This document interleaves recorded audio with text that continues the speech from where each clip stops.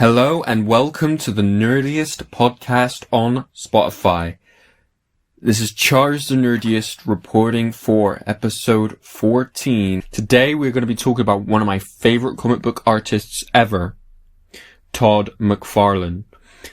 You cannot like comics without knowing who Todd McFarlane is. He's a very famous, very well-known artist and writer. He is the creator of Spawn from Image Comics, and he is the artist and creator behind one of the best-selling Spider-Man books for Marvel and for comics in general, one of the best-selling comic books ever. He was very popular in the early 2000s. In the 90s, I think, is when he peaked in his career as a comic book illustrator, but also a comic book writer and a comic book guy. He's just a comic book guy. He knows everything about comic books. He knows everything about the characters, about the process of making a comic book, inking, penciling, coloring, lettering. He knows it. He's been there. He's done it. And yeah, I've also missed something out. He was a Image founder. He founded Image Comics with Rob Liefeld, Jim Lee. I'm on the spot. There's so many other guys but those are the three that come to mind. He founded Image Comics, which we know today as, obviously, Invincible, Spawn, Youngblood, Saga is an Image book. All these books have come from the group that founded the company that made them, the publisher that made them, right? I will get into every aspect of this man's career as a comic book creator, as a Image founder, and as a man, a family man, and a guy whose life story is really fascinating to me. It's one of my favorites. So yeah, let's talk about Todd McFarlane.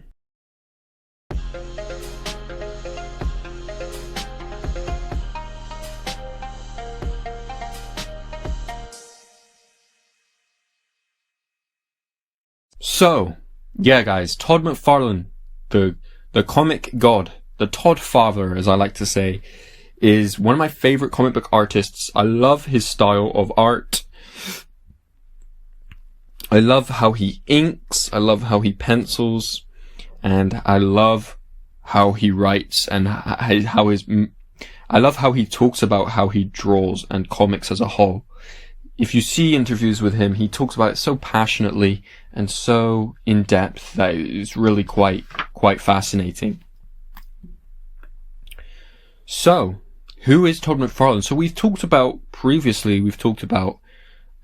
some other comic book creators on the podcast. We've talked about Jack Kirby, and we've talked about a few others, and we've actually talked about Spawn as well. It was the first ever Nerdiest podcast episode, was the issues with the early issues of Spawn. I really liked making that. I really love Spawn, one of my favorite comic book series ever. And obviously Todd McFarlane is the mastermind behind Spawn. But it didn't start with Spawn. It didn't start with Image, and it didn't start with Marvel at first. As many comic book creators, illustrators, pencilers, inkers, all the jazz, starts out with pin-ups and newspaper strips. So we talked about previously, Jack Kirby started with doing sort of newspaper strips and comic strips, very short, easy, snappy comedy strips for the newspaper, right? It's sort of similar story with Todd McFarlane, but it was such a different time from what Jack Kirby grew up on. So obviously what Todd McFarlane grew up on is these Flash Gordon, Jack Kirby's work. He grew up on the Fantastic Four, Captain America, the pre-established Marvel world. He grew up on that. He grew up on, it's not what Marvel is today. It's not this big massive thing, but it was there. It was present in his life. And that's where his story starts. His story starts with him. He displayed an aptitude for drawing, but he started it out as a hobby, and it gradually became a massive career and resulted in a multimedia empire. In high school, McFarlane began honing the skills that led to his superior craftsmanship and developed his eye for detail. So he was passionate about drawing. No comics aren't a part of this yet. He has displayed an aptitude for drawing at an early age, right? In high school, he was drawing, and he was supposedly into comic books at this time. So his story starts off very differently from what Jack Kirby's story was. Jack Kirby grew up in an era of depression, the Great Depression. Throughout his life, his career, he had to go to war. He had to experience some of the not so nice aspects of life. But Todd McFarlane displayed drawing skills at an early age, and he honed those skills over high school. And when he left high school, he had this skill that he would practice every single day. Todd wasn't drawing for only passion. During his college years, he attended university, and he continued to develop his drawing skills throughout university. And he logged many hours illustrating superheroes and submitting them to comic book editors and artists around the country. So, that is really interesting, right? Todd McFarlane's career as an artist started in high school. He loved drawing, as a lot of people who love comics do. They love the art. They love the art form. And it says here a quote from Todd McFarlane. Once I got the bug for comic books, the first thing I did was start to teach myself how to draw. The easiest way to do that was to look at the comic books that I'd bought and try to emulate some of the drawings. So he would quite simply reference the comics that he bought. And that obviously that works. It worked for young Todd McFarlane. He was drawing every day. He was drawing poses, women, Wolverine, Black Panther, flying Superman, and he was drawing these characters, and his skills were very, very, it was there at a young age. Obviously his skills, his art style developed, into what we know as the famous Todd McFarlane art style. But that's due to various reasons. Your art style would change, obviously, with the times, right? So, it says here, I would sit around and draw eyes for a week, arms for a week, and legs for a week. Then I would draw a leg and a torso and an arm and a hand. I would eventually puzzle the whole body together. After I felt semi-comfortable, I began doing my own comic books to see if I would emulate the books I was buying off the newsstands.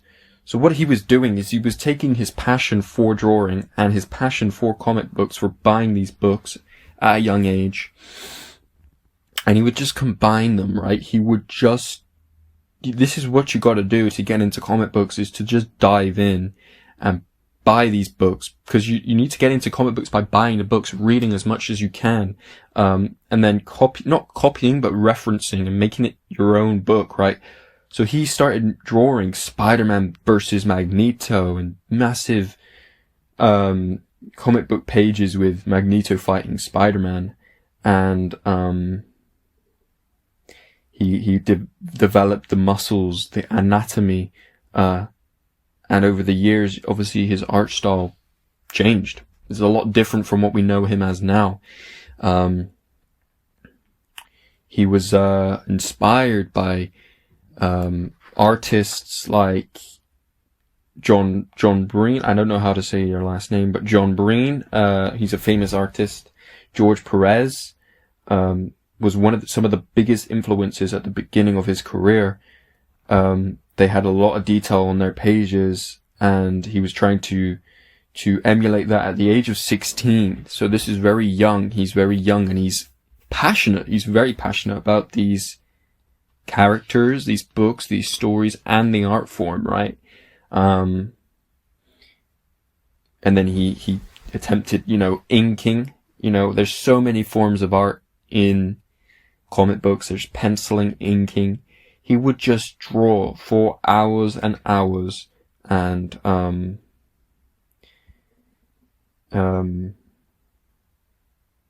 he just was so passionate. You can tell he was passionate. He says here, at some point in my drawing progression, my mum and dad brought me a drafting table and a chair for Christmas, as well as a bunch of paper. I would hunch over the board and begin drawing these comic books. He would just draw, and he was good at it. For 16, 17, he was good at drawing. I think any artist will tell you, draw every day and you will see improvement, even if it's just a scribble, right? It's the way you hold the pen is that you will develop over time as an artist, and you can see this in the early life of Todd McFarlane. Him just not putting the pencil down or the pen down, inking, penciling, all of it, all of the above, developing his skills into what we know today as a legendary artist and redefining what is known as a comic book, in my opinion. I think he took panels and he stretched the panels. He had Spider-Man come out of the panels. He had a Spawn with the big cape, which gave him so much expression, even though his face is all black. He's got a black mask on. The cape was the expression, how the cape came out of the panels and how he colored it and how he wrote the characters to match the panel. It just works really well, for what he was drawing. So, he says here, obviously at some point you want to create your own characters. I probably came up with 12 to 3 characters at a time. One of the characters I was very fond of was this character called Spawn. I created Spawn when I was 16, and I eventually began doing his 35-page comic book of him that my dad helped me put together. Age 16, in 1977, he did an early sketch of Spawn, the character that we know as Spawn, with the massive cape, and it's a lot different. He's got like a sci-fi spin on him. It's not really the gritty, grounded devil Spawn that we know, the Hell Spawn, right? It says here, you can see today that the character is fairly consistent with what I had drawn as a kid. He has the big eye marks on him, the big cowl, the big cape, and later on I ended up adding things like chains and spikes. Obviously, the chains and spikes make any character badass. It's like Ghost Rider, right? It makes the character just look and feel more gritty and badass. And I think that Spawn is a reflection of the times. So when Todd McFarlane left Marvel and DC and developed Image Comics with his friends, he wanted to obviously catch the reader's eye with the design of Spawn. And to do that, he had to fit it in with the times. And obviously at the times, it was the peak of the 90s. Everybody was looking for the next cool, badass hero. And Spawn had that time to shine. And it really shone really bright. But we're not there quite yet. He just drawn Spawn at 16 years old in 1977. And he was starting to draw some sketches for his own Spawn comic at 16. 35-page story of what we know as Spawn, but at the time it was just in this guy's head, and in this, it wasn't the Spawn that we know and love today, obviously. It was the OG original Spawn. He says here, the biggest difference between the Spawn back then and the Spawn now is that it had a sci-fi bent to it. However, the original story I wrote is still about a guy who had someone he was in love with taken from him. When I did the first color version of Spawn, he was actually blue. I started using cool colors because the original story took place in outer space, but then decided to swap it out for the warm colors later on when I chose to have the character come from hell. So the original Spawn from Todd McFarlane in 1977, the 35-page story, was set in space, was a sci-fi book set in space. I think that's really interesting to see what Spawn is now. If you've read Spawn, it's so different from that. I mean, it's a little bit different. It's not that different because It's got sci-fi elements in it. It's got, magic. Another thing that is personal for me, down at the bottom it says co-plotter and editor Wanda. She was a beautiful young lady that I had met. I ended up getting traded from my dad's baseball team to her dad's baseball team, where she was the Batgirl. We ended up dating for 7 years, got married in 1985, and have been happily married ever since. So Wanda, his now wife, edited the original Spawn. I think the original Spawn is lost media. It's not, well, I'm looking at some sketches now, but it's sort of like, it's not for print, I don't think. It's not like, I mean, it would be so cool to see what the original Spawn issue, 35 page issue was. It looks so drastically different. The suit looks the same though. You can see what he carries over to the 90s, right?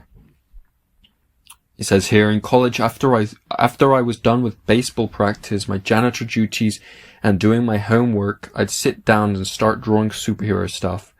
I was hoping to build up my confidence and become proficient enough so that I could someday send my work out to publishers. So he was doing baseball, he was a janitor, his job was a janitor, and doing homework, obviously for college. And all the while, he was drawing, Wolverine, Colossus, Nightcrawler, Black Panther, Wanda, Scarlet Witch, and these aliens. He was drawing all types of things, He was drawing the Donald Duck from Disney, I think, as well. Oh no, not Donald Duck. I can't remember his name, but it's a duck. Cartoons and stuff. It wasn't just realistic, humans. He was drawing cartoons. He was drawing aliens.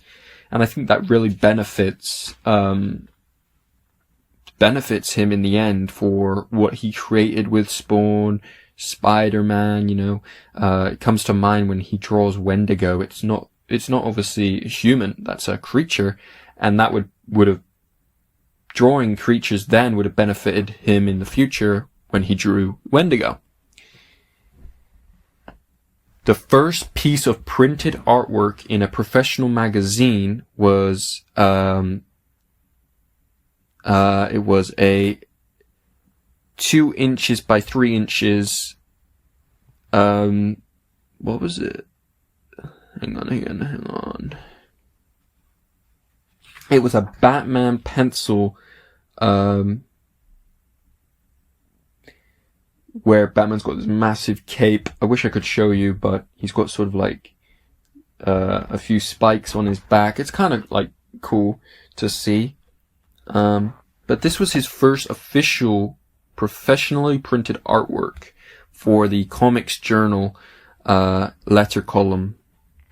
They would print artwork from the fans that read the comic books. And he recalls picking it up, and he was like over the moon that he could see his art in a professionally printed book. And obviously that then motivates you to continue to draw. He drew Daredevil, he drew Captain Britain, he was drawing Thor, he was drawing Dr. Fate for DC. But obviously these are great, these are great illustrations, but where are they going? And it says here, in 1982 I still wasn't a pro yet. As weird as it was, I had begun coming up with an alternate signature for my drawings.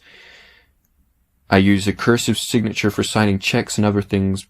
When I got my very first job, I officially stopped using the cursive signature that I had been utilizing. At that point, for 24 years of my life, I switched over to the signature down below. And obviously, you can see that in the thumbnail for this podcast episode. The iconic Todd McFarlane sort of page signature is so cool. I used to do a lot of drawing while I was in college and send them off as submission pieces. This is done completely in pencil.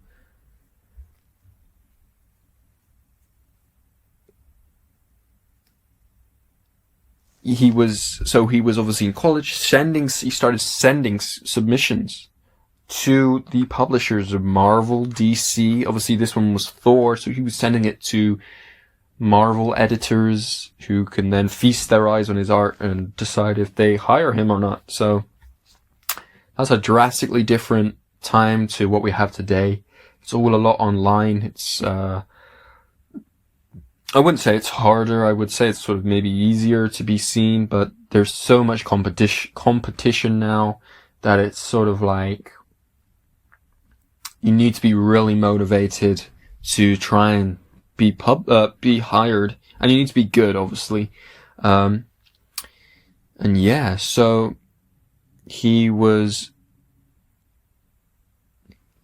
by 83, he had been collecting comic books for 5 years and banging out drawings as much as I could. It seems weird it would take me that long to learn the structure, but when you have a few hours here and a few hours there between school and activities, that was how long it took me. But once I learned I could draw any character in a fairly plausible way, because I began to feel where the muscles would go on every type of body. So obviously, as his skills developed as an artist, he found his groove of muscles, of faces, of poses, and started to become really, really good. So he's in college at this point, so he's probably about 19, 17, 18, you know? So he's honing in on his skills, and he's submitting submissions to editors at Marvel, DC, and so it says here, over time, I sent in more than 700 submissions and got hundreds of rejection letters. So at a time, he was sending 700 art submissions, art pinups of characters such as, you know, Superman, Nightcrawler, Wolverine, Hulk, Darkseid, Conan, Hellcat, Spider-Man, Green Lantern. All these art pieces that he's been doing whilst he was at college, he would just send them to various publishers, Marvel, DC, obviously, and he would get rejection letters back, or he would just be ghosted. And he sent 700, and he was determined to be seen as an artist and be hired as an artist. But it was obviously a hard time for McFarlane.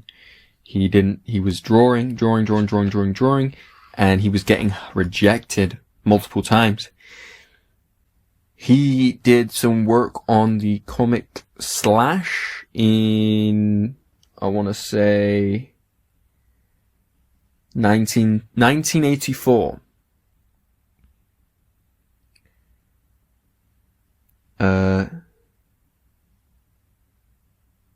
He started penciling for sort of, not Marvel or DC, but sort of, he was in the comic book industry at this point. He was working with Steve Englehart, on the sort of niche romance books, sort of, wasn't really, it was sort of like, action as well, but like, it's not Marvel or DC, which was his goal, I believe. So, yeah, it's still good that he got in there, but he's not the McFarlane we know. His art is still kind of growing, and I wouldn't say it's bad, but yeah. Obviously, being employed by a comic book is great. It says here, this is one of the very first art jobs that I ever did and got paid for. At this point, I was getting paid $60 per page. Given that I was making only $200 as a janitor through my baseball scholarship at college, all of a sudden, 10 pages at $60, I had tripled my salary and was now living like a king. So he was making big bucks drawing these pencils for Coyote and for these books called Scorpio Rose. He was doing splash pages. And yeah, it's pretty cool. He got the covers. His first ever credited cover was for Coyote 13, where he penciled and inked the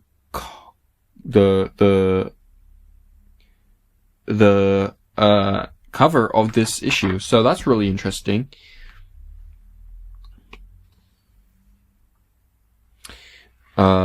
You can definitely see the difference between his art now and his art then. It's so much better. It's so much, obviously with time he grew, but his art here is still really decent. He was trying to figure out how to make a 2-dimensional comic book into a 3-dimensional book, 3-dimensional, should I say. And obviously that was something that he had to, it was an obstacle, right, on how to make something look 3D as a 2D image. And he goes into detail here. I felt that if I gave a sense of depth, if you layer the composition, it feels,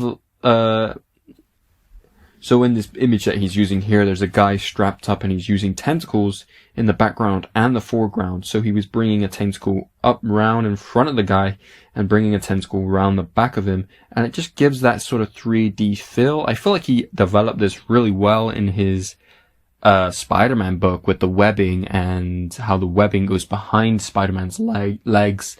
And it looks like he's coming off the page, which is really what you want for a Spider-Man book, right? Same with Spawn's cape, and yeah, it really helps when you're doing hands and feet and stuff to have that 3-dimensional feel to your book.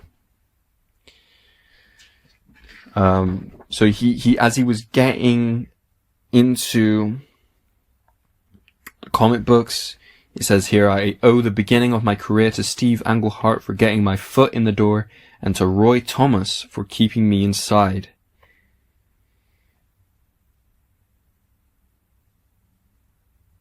Roy Thomas had a book with no artist, and they asked Todd McFarlane to fill in on Infinity Inc. 14 for DC. So DC was one of his first ever big publishing gigs. For Roy Thomas's Infinity Inc., which is sort of like a cosmic, it looks crazy cosmic cool book. And he was doing the cover for that and the inking inside, which is really interesting. He talks about it here, in doing the interior pages for that book. And it said like this: I went from a nobody to a somebody in one release date. So that book launched his career into cosmic levels. Obviously, getting a gig at DC, drawing a book, the interior of a book for DC would launch your career if you're good, right? Everyone's going to see, wow, this guy can draw. He then got more Infinity Inc. issues. He became the Infinity Inc. Monthly drawer, right? Monthly artist on Infinity Inc. Being on this book represented 25 pages and a pay increase to 75 a page. It was literally 2 days later that I went shopping for a ring for my wife-to-be. The 2 years on Infinity Inc. set me up for what was to come for the rest of my career. So he learned a lot from Infinity Inc. And he says, talk about Roy Thomas, and obviously Steve Englehart got him into comic books, and he said Steve Englehart got him through the door. And Roy Thomas and Infinity Inc. on DC made him stick, made him be seen, right? And then it was just craziness from there. Roy Thomas giving me full-time work allowed me to get down on my knee and propose to my wife. I now had enough money to provide for both she and I. Until then, I felt like it was never going to happen. So obviously that's really sweet, right? That's awesome that this guy's doing the job that he really loves, drawing, illustrating every single day, and he gets to propose to his wife, which he says is something that he would never have seen possible. He continued on multiple more books. He was doing more books for DC. For Roy Thomas, he was doing All-Star Squadron, which looks sick. And then he did some work for Who's DC book. I have a few of those who are really cool. They're sort of like compendiums for which characters who, and it tells you all about them. While working for DC, they published these Who's comic books, which were like small encyclopedia/bios of all the current characters. Since I was consistent on meeting my deadlines, they would ask me to contribute a few pages, which were basically trimmed down pin-up drawings of certain characters. I did a handful of these as well as the cover you see here. So he was good at getting his art out on time, hitting those deadlines, and he was given more opportunities because of that, being good at getting it out on time. He did sort of Wildcat's bio, he did Rose in the Thorn bio. These are sort of niche DC characters that have sort of gone out of the starlight a little bit. And then his first ever leap from DC to Marvel Comics was for the Incredible Hulk. So it says here, once I finished my 3-year run at DC Comics, I began asking the question, was I doing comic books because Roy Thomas was so kind to me and was partial to my artwork? Or was I in the business because other people liked my work? I couldn't really tell because nobody else had ever given me a job other than Steve Englehart and Roy Thomas. I decided at that point to leave DC Comics and go to Marvel, hoping to catch on to a book over there. They gave him a half of a normal deadline to do it in, which was 10 days. I did the book in 5. Bob was blown away by that. Because in this business, hitting your deadlines is just as important as your drawing skills. Obviously, hitting your deadlines is important. It shows your dedication. It shows that you can produce this sort of art in this little time, and it shows you that you want to be there, right? It shows that you're passionate about it. This also led to me doing an issue of Daredevil. This steady job Bob very quickly offered me was a stint on the Incredible Hulk, with the caution that I couldn't do the dynamic page layouts I did on Infinite Ink at DC. I needed to do more standard storytelling.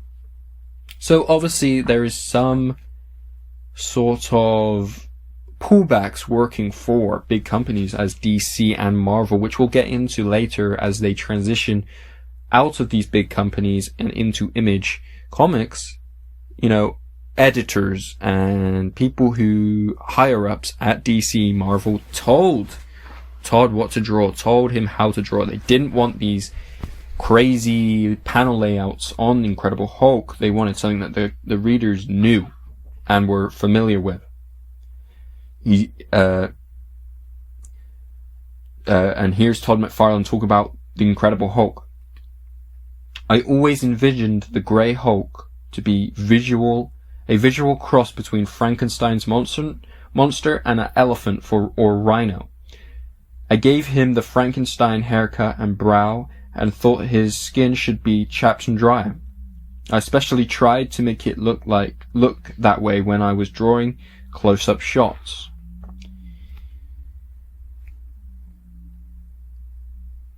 I wanted to do a little bit different with this Hulk cover. I figured that there had probably been 339 covers with the Hulk on it as the prominent character. Why not mix it up? Wolverine was going to be in this issue and was really popular at the time, just like he is now. The funny thing is though, I never really liked Wolverine with the blades. I always liked the way John Byrne drew him, where they looked more like spikes. But for this cover, I thought if I could draw him with the blades, like Frank Miller did, and then turn them into a little, like, fan, I would get an area I could put the Hulk into, because I knew I had to get him on the cover somehow. Then the viewer could easily piece together the image in the blades.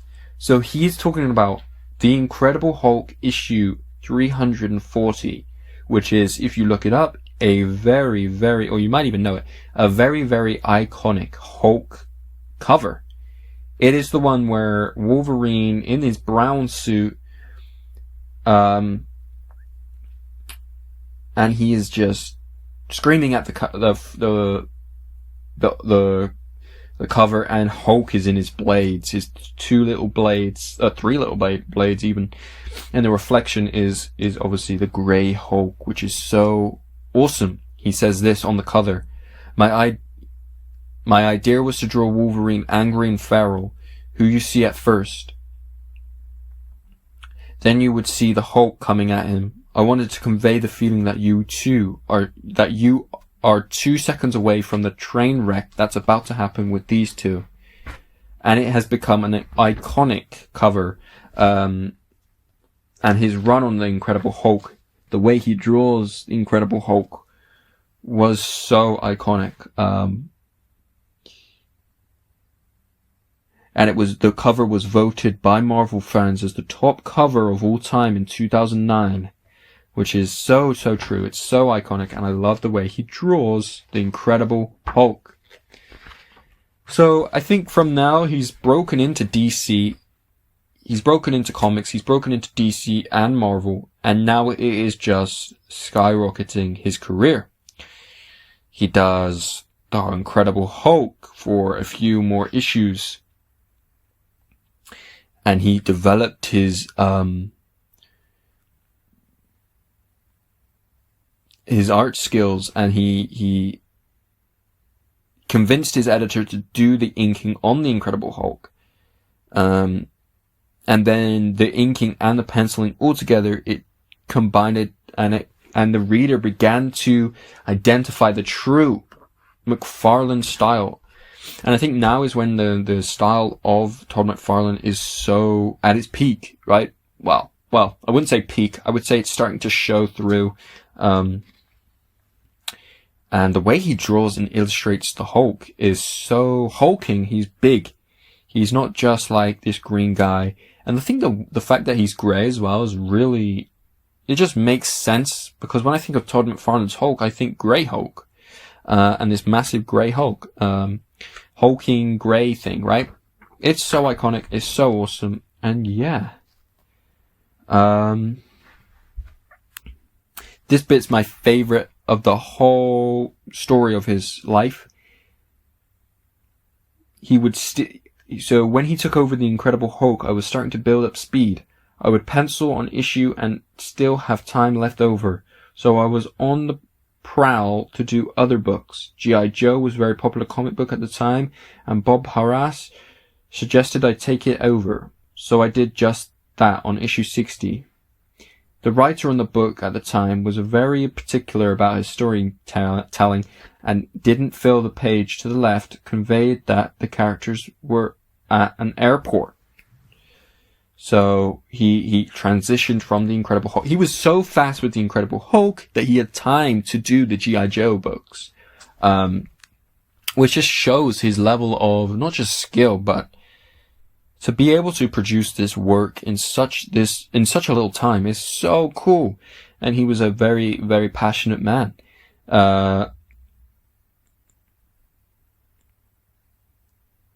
He got fired from G.I. Joe.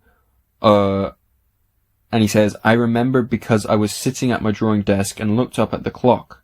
For a moment I felt relief because the book was a bit of a pain, and it seemed like I was redrawing and refitting every page. I was also a bit in shock that I'd actually been fired, which never happened before. I'd quit a book and had a book get cancelled, but this was the first time, and only time, I'd been let go from a book. I was in and out of G.I. Joe in one issue to the consumers. 12 minutes later, the phone rang, and it was Pat. And they said that Alan Davis has just quit Batman Year 2 after one issue, and they were looking for someone to finish up the story arc. They remembered when I left DC that I said I'd like to come back and do a Batman title. In a matter of seconds, I said yes. I was unemployed for only 12 minutes. And that, I think, made him realize the scale of his body of work is now getting him employed in 12 minutes.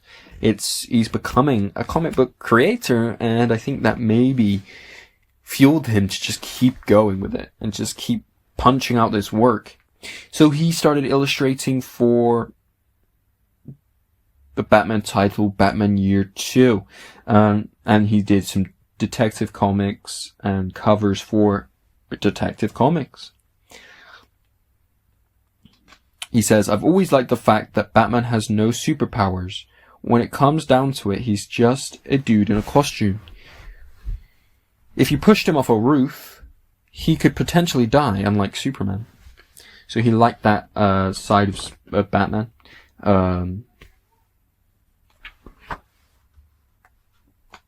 And it says here, while Batman Year 2 allowed McFarlane the creative freedom he desired, he still wanted to find a second monthly title to work on regularly.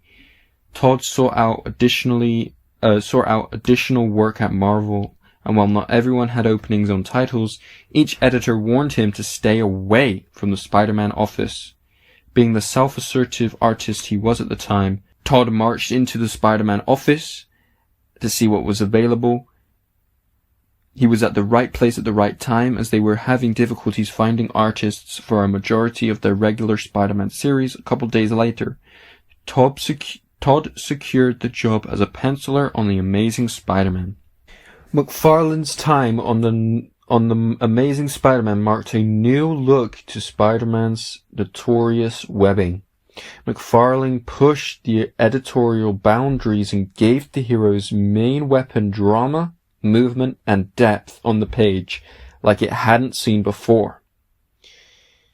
Feeling bogged down by having to draw within the Marvel style, Todd found great satisfaction in problem solving, bringing visual interest to unexciting pages. He became a master at injecting life, drama, into the mundane, while still focusing on the storytelling. Todd pushed his luck to see what he could get away with beyond the style direction given to him. He even went so far as to redefine the eyes of the iconic character Spider-Man. However, the numbers didn't lie, and sales to this Amazing Spider-Man began to grow. So guys, obviously a lot of people, if you ask, oh, who's Todd McFarlane? They would say Spider-Man. He's the Spider-Man guy. He redefined what Spider-Man is and made him so modern and cool. And I think without Todd's upgrade, I'd say, to the character may not be as popular as it is. Because you gotta remember, people were drawing Spider-Man, drawing these Marvel characters in the Marvel way. And it was very sort of, it didn't have style, it didn't have flavor, and that's what Todd gave to the character. He gave the webbing, spaghetti webbing, as he likes to call it, flair. He gave Spider-Man flair. He gave the eyes flair. So when Todd McFarlane started illustrating for The Amazing Spider-Man 298 in 1987, that's what he did, and it was a change for the reader. It was an evolution of the character, and he pushed the boundaries of what the editors of the book would allow him, obviously. So if you don't know what a comic book editor does, it basically goes through the books and it makes sure it's all, up to code. It's like what the character would do. It's the art isn't too pushy. It sort of goes in line with the other books, and it sort of is, making sure that it's the final phase of the comic book, and it's making sure that the book is approved. It's given that approved stamping. So as he evolved as a comic book artist, so did Spider-Man, but so did him, right? His art style evolving, him evolving, and he pushes the boundaries of what a comic book is. He says here, these pages are examples of some of the reasons why I wanted to start inking my own pages. If you take a look at some of my work that came later, you'll see there's a different quality of line work that I was trying to get out of my pencils. So he obviously on Spider-Man he wasn't inking his own work. He was being inked over. And that's something that he's been very vocal about throughout his career, is that he didn't really like people inking over his work. It's the same with Jack Kirby. Jack Kirby sort of had that, he didn't really have an issue with it because Jack Kirby was a very nice guy. He gave someone a job, right? Inking gave someone a job. But there's a famous example of Jack Kirby's inker ruining his art and sort of cutting out bits of the book. And it was like simplifying Jack Kirby and, Jack the King Kirby redefined books. Redefine the medium, and you're inking over his art and erasing some of it. It doesn't make sense. Issue 298 of the Amazing Spider-Man, and obviously you got 298, 299, and then it hit big issue 300 of the Amazing Spider-Man series, and this was a big moment for comic books. It's a very iconic book. The 25th anniversary of The Amazing Spider-Man at Marvel. He said this on issue 300 of The Amazing Spider-Man. Although my editor still wanted me to keep the Marvel style and keep it a little bit quiet, I tried to push some of the boundaries of the design and get away with as much as I could. Issue 300 represented a bit of a perfect storm. You had a big, iconic character on an anniversary book. You had a young artist that was starting to make his mark, and you also had the introduction of a character who was going to go on to be very popular, Venom. So this is the introduction of Venom, or as it was known at the time, Black Suit Spidey. So it was a compromise between Marvel and Todd. Todd wanted to draw Spider-Man with the blue, red, and white color scheme.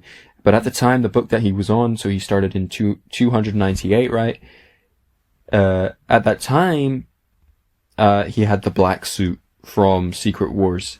So Spidey was all black, and he didn't want to draw Spidey black. He wanted to draw Spidey with, red, white, and blue, right?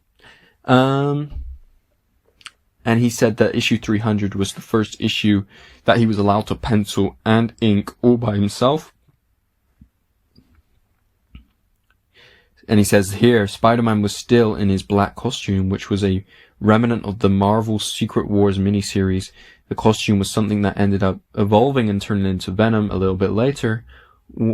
One of the things that I said to Jim was that I would be more than happy to jump onto a Spider-Man book, but the black costume didn't mean anything to me. It came too late in my career of collecting to pay attention to it. To me, Spider-Man was and is the guy in the blue and red. He promised me that by issue 300, Spider-Man would be coming back to the old traditional costume that we'd all grown up on. And with that, I wholeheartedly jumped in. So obviously, like I just said, the black suit was gonna go, and that's what made him jump into Spider-Man. Early in this issue, the character Venom appears, although we were trying to be secretive at this point. Eddie Brock is Venom, a character that we created, whose very first appearance technically is in issue 298, but actually gets full-blown here in issue 300.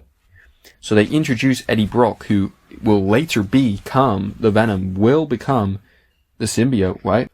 So obviously at this time, Todd McFarlane has worked on DC books, the Incredible Hulk books.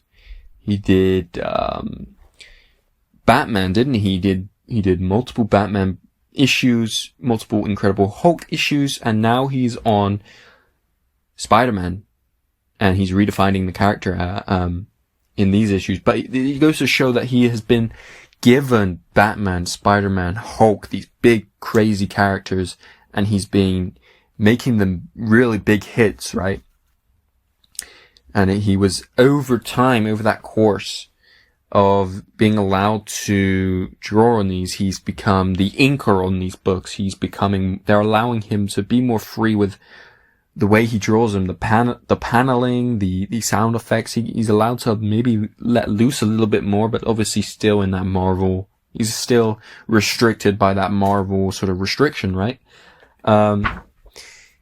So yeah, he continues to work on the Amazing Spider-Man series. and he talks about how he redefines Mary Jane, saying that, Mary Jane at this point in the comics, in the comic book folklore, was a New York City model. People were drawing her like she was some frumpy librarian. I believe that Mary Jane needed a complete makeover in terms of her being a true 20th century model, and someone that Peter Parker would want to come home to at the end of the day. So he changed the design of Mary Jane as he changed the design of Spider-Man. He changed a lot. He revamped the Amazing Spider-Man. And it's so crazy to me that, he's an artist. He's not being paid to change the design or change these things about these characters. He's doing it out of the will of his heart. He has to, because that's how creative his mind is. His creative, exploring his mind. He does this. And then obviously, with the Amazing Spider-Man, you can cross over with Captain America, Sabretooth, Red Hood, not Red Hood, that's DC, Red Skull, right? And then he did the crossover in 328 of the Amazing Spider-Man, facing off against the Hulk, which is a very iconic, Spider-Man book. And yeah, it's awesome. So he's becoming a very household name in comic books at the time. And it's really awesome. And then he says here, I have been working on the Amazing Spider-Man for a couple of years and developed a growing itch to write my own comic stories. I started as a penciler, did my own inking, and was now at the point where I thought it would be nice to take the next step of writing my own stories. It wasn't that I necessarily thought I was a good writer at the time. I came to realize that when I'm working with a writer, you're drawing their favorite stories, characters, and scenarios. I thought, I like different bad guys than the writers do. In order to conduct the next challenge of my career, I needed to leave the Amazing Spider-Man. So, yeah, he had the itch to write his own books, which is very interesting. And he came up with a compromise with the Amazing Spider-Man, I'm gonna butcher this name, Jim Salcrup. I don't know what the heck that was, but there you go. He wasn't obviously the editor on the Amazing Spider-Man renowned comic book series for now, wasn't overly happy with the decision of him leaving the Amazing Spider-Man. Obviously, Todd McFarlane redefined the book, and he says here that his artwork developed, so it was so easy for him to get a job on any job that he wanted.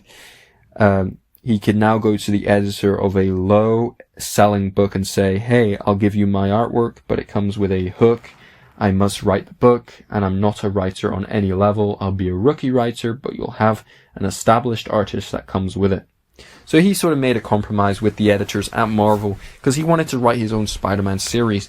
And obviously, if you never had any writing experience, but you're a very good artist, that's a very big leap. And I don't know if Marvel was fully convinced that he was,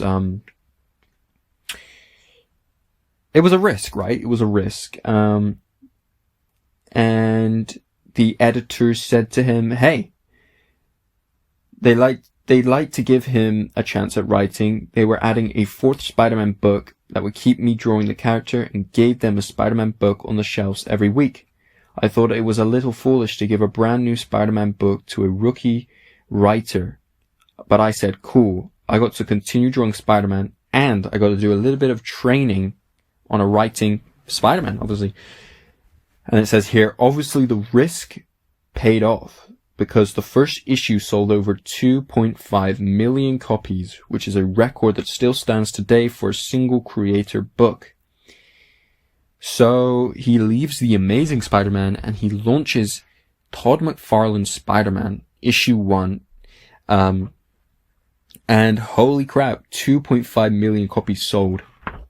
And if you haven't read the Todd McFarlane's Spider-Man, you will not know why it sold so well, but the way he drew Spider-Man is so cool to me. So obviously it's a Marvel story, so it's going to have Stan Lee's name written all over it, but it is McFarlane writing, it is McFarlane inking, it is him penciling, laying out he had no restrictions. Well, obviously it's still a Marvel book, so he couldn't do R-rated stuff, which I think he probably would have done, but it's still Spider-Man, right? So he couldn't have done that. And it's one of the highest selling Spider-Man books, Spider-Man issue 1. The cover is iconic. The book itself is really good. I think it's pretty solid. I've read it. It's really good. It's got Kraven. It's got Killer Croc. Killer Croc's DC. I always get those two confused. It's the Lizard. It's got Spider-Man. It's got NJ. It's got all these characters. The way he draws Spider-Man is so sick. He's like flipping around. There's webs flying off the page. Spaghetti webbing. The covers are so sick. Like, I could ramble on about this so much. Spider-Man is probably the biggest Marvel IP at the time, and the first Spider-Man movie came out, Sam Raimi's Spider-Man, and he was apparently inspired by Todd McFarlane's run on the character.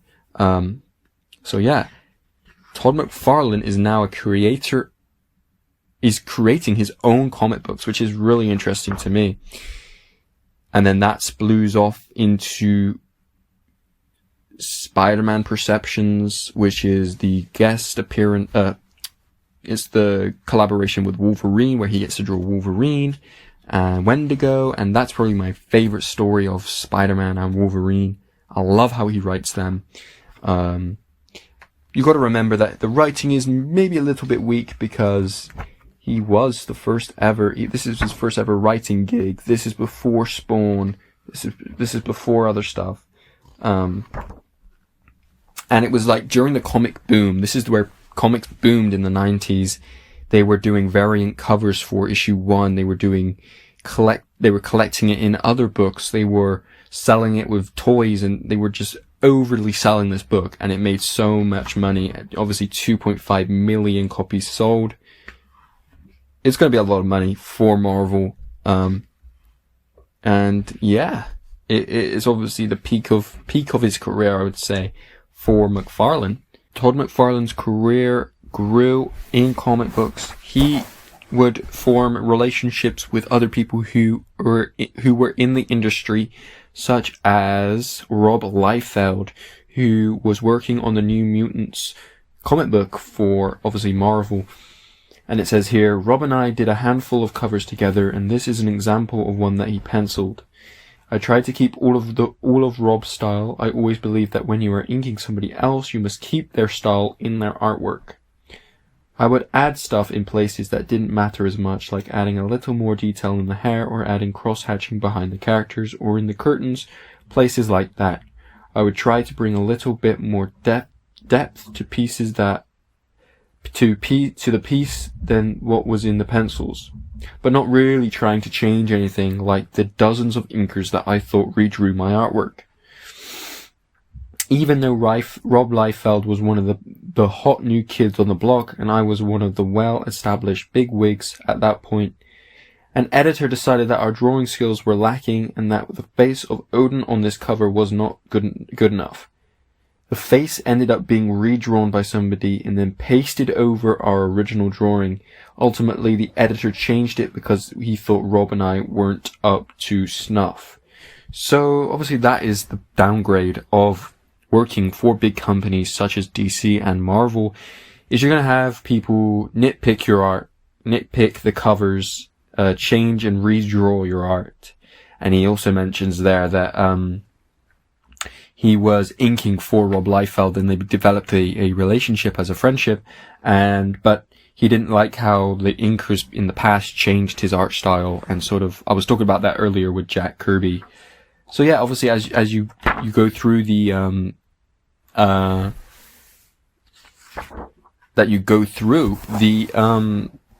comic career, you develop these relationships with people and they stick, right? And that's going to be relevant in a few because we're going to talk about it. But yeah, so yeah, So this is where it gets juicy for Todd McFarlane's story. It starts to pick up a little bit of pace. He says here, "This is the page that cemented in my mind that I was going to leave Marvel." What happened here in its simplest form was this. I felt that Juggernaut couldn't be beat. There was only one way that you could defeat him.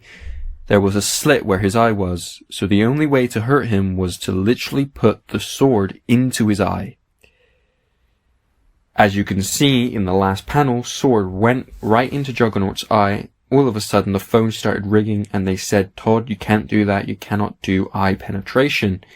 It was silly to me because you could stab someone in the belly, but you couldn't have the sword coming out the back. As long as the sword didn't pierce the clothes, it was deemed okay. So obviously he drew in one of the Marvel issues with Juggernaut,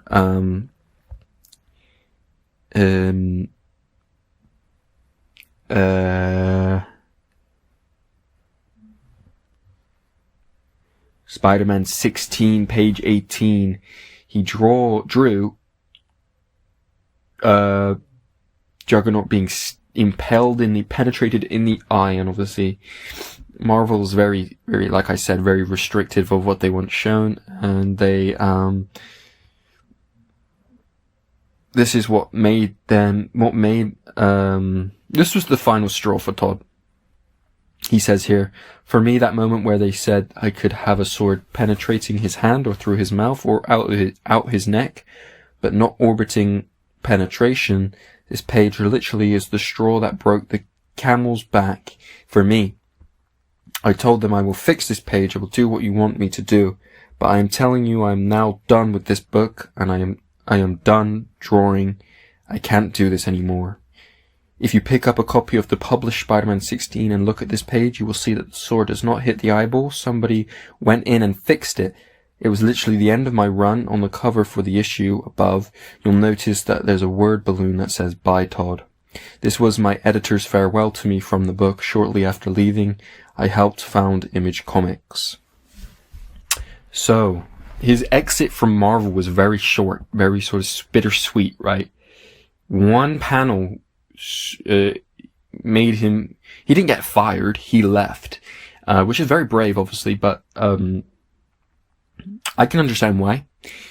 When you're an artist, you want complete creative freedom in what you draw and when you draw it and how you draw it, and he was just not getting that at Marvel. Obviously, we talked about earlier how they didn't really like how he was doing the panels and how he was sort of maybe a little bit changing too much, right?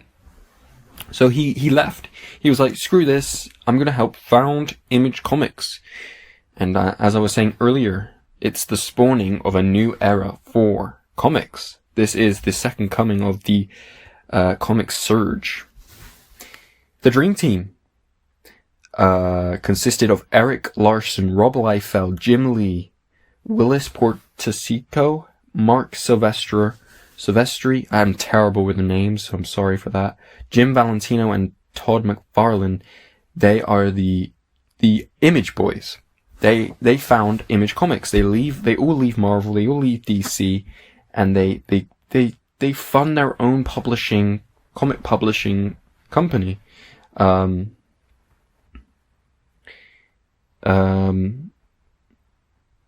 The 7 founding members gathered in January 1992 to discuss their direction of the new company. McFarlane very quickly knew Spawn would be his first release. In June 1992, Spawn #1 released to astounding success, selling 1.7 million copies and becoming the top-selling independent comic of all time. Image Comics was off to a great start, but was also headed into somewhat uncharted territory. Were the Image Boys prepared for creating such an iconic company? Let's find out, so Todd McFarlane dusts off Spawn. You know, that character he created when he was 16 in high school. He dusts off Spawn and he gives him a new design and writes a new story for him. completely owned by Todd McFarlane, and the freedom that he had was completely undescribable. They could draw, they could write, and they could do whatever they wanted in these books. They had no restrictions from Marvel or from editors. You know, they owned they owned their comics. If you want to go and read peak Todd McFarlane at his best with no restrictions, go and pick up issue 1 of Spawn, or go pick up the compendiums, because that's more than enough Spawn for you to indulge in. It's so good. It's so good. I love it so much. And he drew a sort of mock-up of what Spawn looked like the same day he quit Marvel. It was very fast. It all happened very fast. And, yeah, so Spawn was born. The Spawn that we know and love was born, with the red cape and grey skulls and chains and horns and the green, like, I don't know what it is, smoke. It's really awesome. And yeah, so the 7 Image Boys, created their own universe, sort of, and they began publishing these comics. It first started with issue 1 of Youngblood, and then obviously the rest followed after that. Spawn became very popular with 1.7 million copies sold. It became its own thing with issue 1, 2, 3, 4, 5, and it was a phenomenon. And redefined, so it's not just Spider-Man, Superman, Batman. It can be any character you want. And it redefined creating original comics and creating your own original artwork and own original stuff. And obviously it's really awesome. I love Spawn. It's so sick. And he says here it in all its glory is the cover of Spawn issue 1, a book that went on to sell 1.7 million copies, a record for an independent comic book by a single author. So the person who reinvented Spider-Man creates his own comic, and it's called Spawn, and it goes on to sell 1.7 million copies. He says, I wanted to unveil Spawn for the crowd who had never seen him before. I knew this was going to be an iconic moment in Spawn's mythology. I don't know what I'm saying. I wanted to seize the opportunity for an epic reveal. I wanted to show the spikes fully formed, the giant flowing cape, and the illusion that the character is engulfed by a concrete jungle. He was passionate and he was doing his own thing, and it's so cool to see just him with no restrictions, no one holding him back, right? Spawn, I love this little fact about Spawn issue 8, which I actually do own, which is awesome. But it's a homage cover to himself.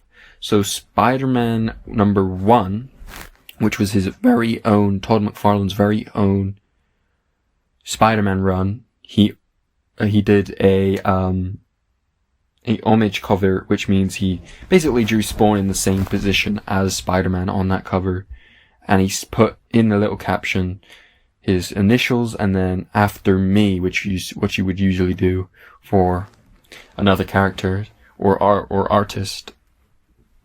I love issue 8's cover. It's so cool because it's the cape as well. The way he draws him is really awesome. Spawn is just so well designed, in my opinion. It's overly designed, but in a way that makes sense. Every page of a Spawn issue is overdone, overly detailed, but it's so good, in my opinion. He had no restrictions on deadlines. He was doing these massive splash pages, awesome covers, doing some outlandish story stuff, such as in issue 10, he talked about the injustice of the comic book community and the characters within the comic book universes, such as Hulk, Iron Man, Batman, Thor, Spider-Man, Thing, Fantastic Four, it's Wolverine, And he says here, all the situations discussed in issue 10 were common knowledge. It was the topic of the day, and it was a big deal, a historical footnote. So he was literally just demonstrating what was wrong with the comic book community or comic book industry. The creators of these amazing characters do not get the credit that they deserve. The credit is stolen by the companies, and Image is a staple of making sure that is known and making sure that there is justice to these characters being owned by the right people.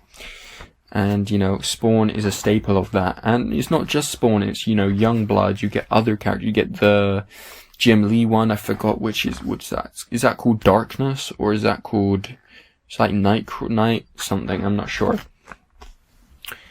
I think Spawn is probably the most popular one, but there is, obviously Invincible is an Image IP, but that's not until a few years later.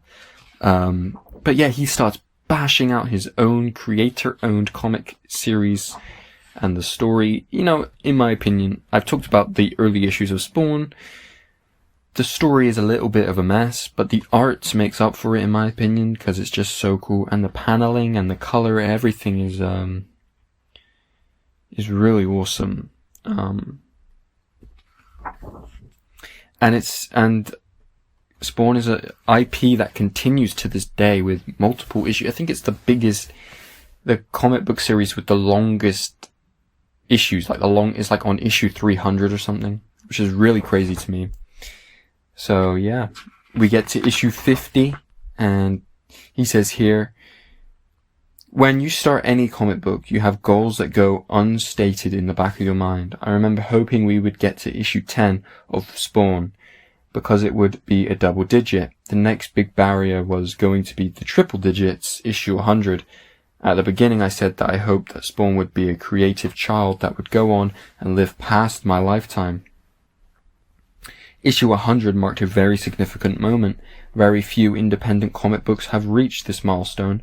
Issue 100 had multiple covers. This is the one I did. I spent a lot of time noodling in all the details. If you look at the cover of issue 1 and issue 50, Spawn is in the same basic pose as he is on this cover.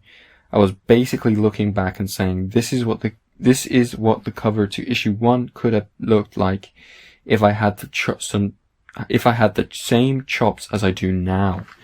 So obviously, as he develops, his art develops, and it's something so awesome to read. When you're reading and you get to issue 50, you can see the difference between issue 1 and 50, and him actually come into his own and see him develop not only the character but his art style as well.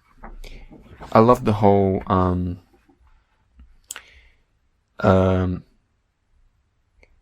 Image story is so interesting. I want to do a whole episode just focus on that, but there's a lot of research that has to go into that, so maybe in the future. But he says here, the year 2012 gave me two things to celebrate: the 20th anniversary of the inception of Image Comics and the 20th anniversary of the inception of the Spawn comic.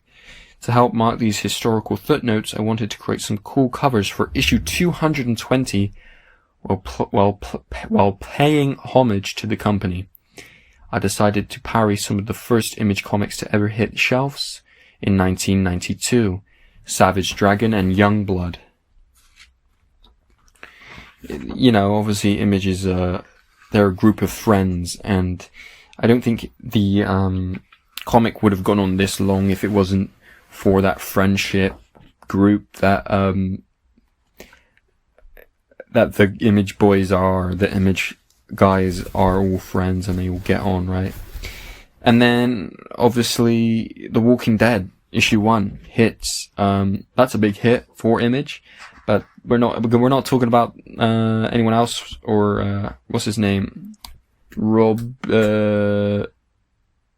Kirkman. We're not talking about him. Well, maybe we'll talk about him in the future. He's really interesting. But yeah. So obviously Spawn, massive IP, crosses over with Batman in, what year is this? He crosses over with Batman in a sort of short series, and it says here, Spawn's Batman's cape is scraggly down at the bottom and mirrors the bats behind the both of them. Spawn's cape, on the other hand, has longer, smoother lines, providing a nice contrast to Batman's. I was able to create a nice looking cover piece for the magazine and do it in a fairly quick fashion by getting a little more creative with the characters. So I think it's, so the crossover I think is written by Frank Miller and, drawn, illustrated by Todd McFarlane. I don't know if it is Frank Miller, but it is a very historical book. I think Batman and Spawn really work well together because of the, just the caped crusader vibes of Batman and Spawn work really well. They're both burdened with trauma, right? With all that. And I think they could really work well. So, Spawn is this massive hit, but Todd McFarlane's career so far is crazy to just look back on. He worked on some of the biggest names in comic books: Wolverine, Hulk, Spider-Man. He did Captain America. He did Spider-Man. He did his own Spider-Man series which was one of the most best-selling comics ever. He then left Marvel and founded his own company, which you have to have chops to do that, because, leaving Marvel or DC was insane for me. And so, yeah, he started branching out. Obviously, someone with that much skill, he started branching into creating sports cards, art pieces, and he started to do sort of like Walmart, adverts. And, something that's very predominant today is his McFarlane Toys line. You create such awesome characters such as Spawn and, the Violator. You're gonna market that, but how can you market that in another medium? Comics only go so far, right? So you obviously branch out and you create what's hot, and what was hot at the time was collectible toys. And it says here, what's interesting for me is to look back at the first Spawn toy we made. It sold very well for us and established us in places like Toys R Us. It was the catalyst that led us to still be in the business today. We won multiple awards for this toy because it was cutting edge at the time, and we were doing stuff that nobody else was doing. Compared to some of the more complex and detailed toys we've made since, the first toy almost looks comical in comparison. So in him branching out to figures, to statues, and to collectibles, he then cements Spawn as a multimedia IP, right? And it only continues from there, where he creates not just Spawn figures, he creates statues and collectibles, like I said, with McFarlane Toys, which is still going strong to this day. Very strong. I think he's making most of his money from McFarlane Toys. But they're still announcing figures and statues, and they're still and still gathering. It's not just Spawn, so you get stuff like the Beatles, Austin Powers, Frankenstein, some other IPs that I can't quite make out what they are, Walking Dead and Vikings, and some really cool looking stuff. Yeah, it's really awesome. But as I said, he's a multimedia IP now, and probably will always be, as they started developing the Spawn animated series, which, as you guys know, is a very, very, it sets up maybe what we have as Invincible today. He says here that HBO, obviously the company which would fund and produce the episodes for the animated show, he says that he wanted it to be sophisticated and violent and sort of and HBO allowed that room for him to go wild and create a show that's very sort of adult, right? So they started developing concept art and awesome 3D looks at Spawn and the whole world of Spawn. And if you haven't seen the animated show on HBO, go check it out. It's really good. I wish they made more of it, but it was so good. The voice acting, so good. And I feel like could have been something great. And he says here about animation, of all the entertainment fields I've dealt with, animation is really the most inexact science. It can be the most frustrating at times, but also the most rewarding, all within the same couple of hours. I mean, if anyone's worked in animation, you will realize there's a lot of steps to animation. You've got the backgrounds, you've got the sound design, you've got the lighting, you've got the actual animation itself, which takes ages. Frame by frame animation takes ages, especially when this was being produced. It wasn't like today's animation. Animation was very new and sort of wasn't a common resource. But they started designing backgrounds and cutscenes for the animated show. Spawn was probably at its height when that show came out, and because of that, they decided to produce the infamous Spawn film by Todd McFarlane, Spawn. So obviously it's a film, right? So there's going to be a director, there's going to be actors, and it's going to be the world of Spawn brought to life to the big screen. And, you know, they gave him a really big budget. I don't know how creatively involved Todd McFarlane was with the project, but he did make a cameo in the film. If you have seen it, he is in that. I think the film is alright. My opinions on it kind of differ a lot. It's very 2000s. It's very sort of like cheesy now looking back on it. It's very sort of, the CGI isn't that good. The lines are a bit corny, but it had a really big budget. And here's a quote from Todd McFarlane about the movie. The movie came out and was a commercial success. It opened second in the nation when it was released, earning almost 29 million in its first week. Obviously that's great, but like, looking back on it, it's quite dated. Obviously, they did there's some cool concept art on this page, of the Spawn movie. It was very sort of like Tim Burton vibes. Freak on a Leash music video. If you go search up, that's, Todd McFarlane's animation, I believe.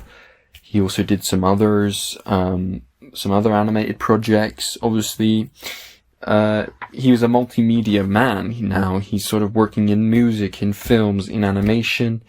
He's done it all. He's an entrepreneur. He's not just a comic book creator. He's an entrepreneur. And I respect that so much because it's difficult. It is difficult. Yeah. He says this about the more recent Todd McFarlane. He says, I don't know why, but people for years made an assumption that I didn't draw anymore, and that's just not true. Just because I'm not drawing an entire monthly comic book doesn't mean I'm not drawing. I draw all the time. Sometimes it's to show how one of our toys should be posed. Sometimes it's a one-off piece of art, and sometimes I doodle just for myself. So obviously he's keeping up with the art, but more recently he's sort of focusing on his other endeavors, and I gotta respect that. His toys, his other activities. He has a wife and a kid, and you know, you gotta respect the man. He brought us Spawn, and it's this massive hit, right? He did a few art pieces for comic covers in the past few years, for Haunt, and he did sort of like some few covers for this Haunt character in Haunt series. So he does consistently continue with his artwork. Did some Halo cover art, and he did some so there were a few Spawn games. He was in Mortal Kombat, but in the early 2000s, and he was on the GameCube, he was on the PlayStation 2, he was on Game Boy, PlayStation. Yeah, he was sort of present throughout some of the games. And Mortal Kombat obviously is a big one. That one I think was Spawn in games. He's in that one. And yeah, so that is pretty much where we're up to on Todd McFarlane's career as a comic book creator. And yeah, I think his whole career, looking back on it, is so interesting, and so it's a lot, right? The man did a lot.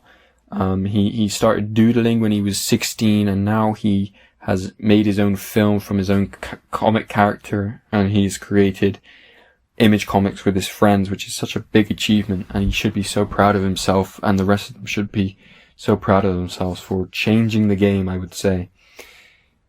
Let's end on a quote from Todd McFarlane. I encourage anyone who has a dream to not get discouraged if taking one step doesn't get you to where you want to be. No matter what life throws at you or what obstacles are in your path, as long as you keep taking those steps forward, letting time be a factor, you can reach your final destination. The enjoyment for me wasn't getting to the top of the mountain. It was taking all the steps it took to get there. So yeah, that is Todd McFarlane's whole career. I may have missed out a few things, and I may have got a few things wrong, but that is mainly what it is. Creator of Spawn, co-creator of Image, redefined what Spider-Man could be, spaghetti webbing, and a close friend of the creator of Deadpool, Rob Liefeld, and the rest of the Image boys. I always forget about them. I don't really know much of them. Obviously Todd, I love and adore his work. But yeah, that doesn't diminish them. Maybe we'll do an Image boys or Image founders episode in the future. That'd be awesome. But yeah, that's Todd McFarlane's life. One of my favorite comic book artists ever. I love Spawn so much. I think it shows such a passion for the books. Really awesome to see. Yeah, I love him.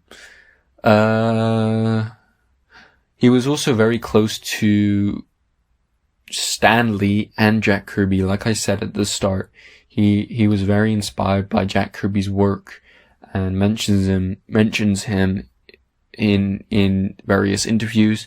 So I'm going to leave this episode off with him talking about art and talking about the comic making process and stuff that he likes doing in comics with Stan the Man Lee. So yeah, that's been Nerdiest episode 14. See you guys in the next one. Peace.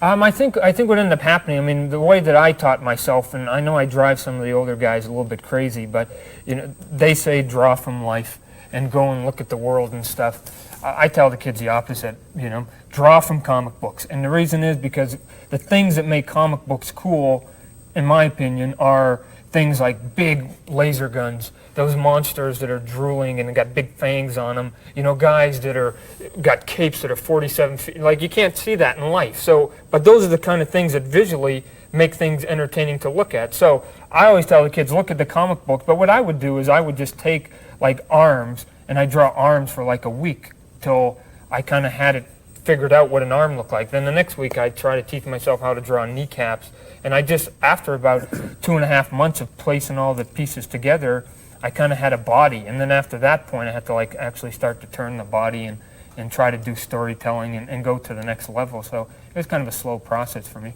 Well, when you were drawing the arms and the bodies and so forth, where did you get them from? Did you take them from your own arm, or did you look at other drawings of arms, for example? I mean, there's certain lines that are on comic books that you got to kind of place. I didn't really study muscle magazines, which a lot of guys do.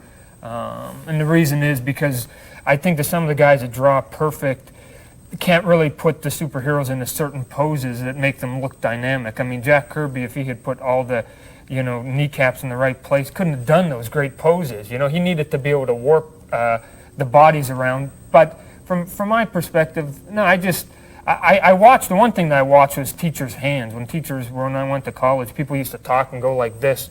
And the one word advice I had, they said, if you can draw great expressions of faces and great hands, the rest of the body doesn't really need to be there, because you can do a dramatic shot by going you know, a guy gritting his teeth and going like this, that gives a lot of emotion. So I watch people's hands a lot, and that was about the only thing I was conscious about. That's interesting, because I always used to feel the hands and the faces were absolutely the most important two elements to get excitement and interest and drama in a panel.